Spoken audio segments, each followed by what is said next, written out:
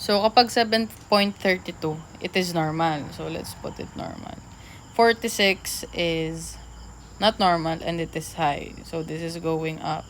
31 is also high. So, going up to. So, your question is how would you identify yung first name? So, you'll identify the first name like this. Diba 7.32 siya?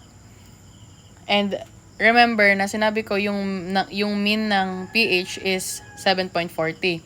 So, you look at the mean and tingnan mo kung pataas ba yung value or pababa. So, this 7.40 is the mean. So, 7.32 siya. So, it means pababa siya. So, you consider this as acidosis. Ganun yon. Ay, kahit sa PCO2 or bicarb, you do the same thing. You look for the mean. Kapag normal siya, you look for the mean and tingnan mo kung pataas siya or pababa. So, ito, pababa siya. So, kapag ganyan, anong sagot dyan? Diba? Same metabolic, respiratory, opposite. So, look for the pH, look for the PCO2, look, 'di ba? Opposite sila.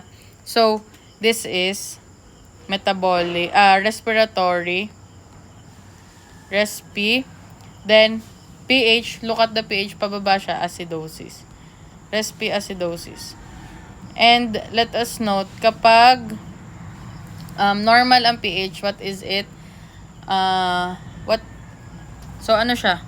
Siya ay fully compensated. Yan. Ganyan.